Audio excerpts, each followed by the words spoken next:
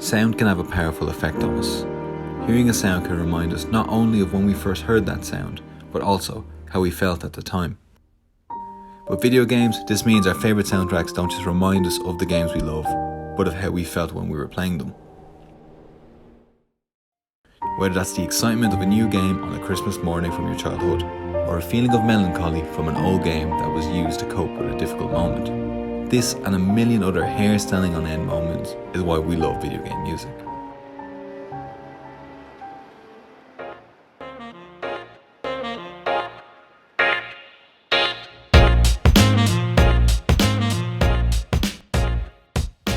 Hello and welcome to Irish Dog Gaming. Today I'm talking about video game soundtracks. I'm excluding licensed music from this video because I want to give attention to those custom-made tracks which are developed alongside the game. So there won't be any mention of Tony Hawk's or Grand Theft Auto here, even though their soundtracks are brilliant and are perfect for their worlds. Music has that ability to have a lasting effect on a player.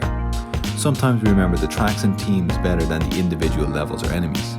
For me, the first time I thought about a soundtrack as being something more than background music was when I was playing Final Fantasy VII.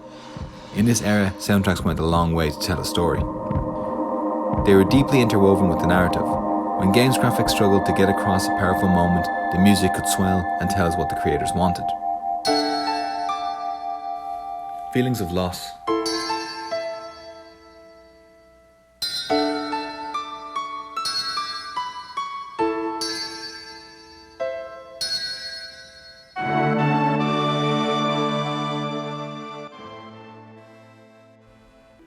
Feelings of pride.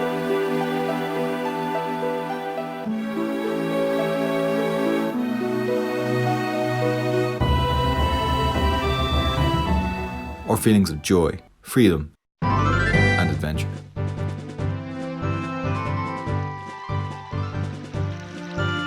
Gaming music was extremely powerful even before this era in gaming. If Final Fantasy VII was the first time I noticed a soundtrack, it definitely wasn't the first soundtrack to evoke feelings in me. Some of the earliest I remember are from Sonic.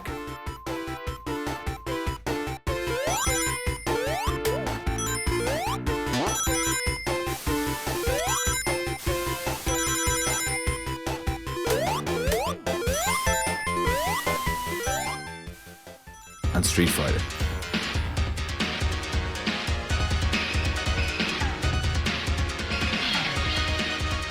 There probably is some deeper meaning into why I love these soundtracks. Something linked to a simpler time. On the most basic level, I just connect with them. I really enjoy listening to them, and quite often will have them in a playlist.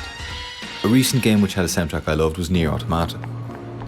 It seemed to have a single piece of music flowing through the game, which swelled and changed as you progressed to different areas. Nier's music is gentle and subtle. It creates the feeling of sadness and emptiness, which goes so well with this empty city. It's very quiet, and the echo of 2B steps works so well to create this eerily empty world. The recent Persona games use their music in a different way.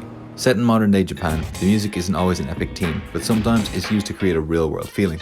In Persona 4, you play as everyday students who stumble across a case of mysterious murders linked to a bizarre world in a TV channel. It quickly sounds outlandish and probably was the selling point of the game. However, for me it was the music of the everyday rural town which I connected with the most. It really helped support the world and create a feeling of just hanging out with these very likeable characters, which is one of the most important parts of the game.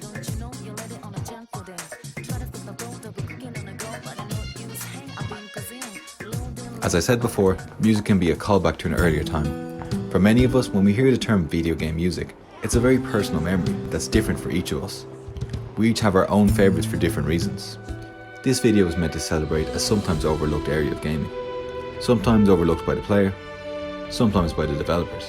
This is also a thank you to those developers and composers who create soundtracks which stuck with me long after the gameplay stopped.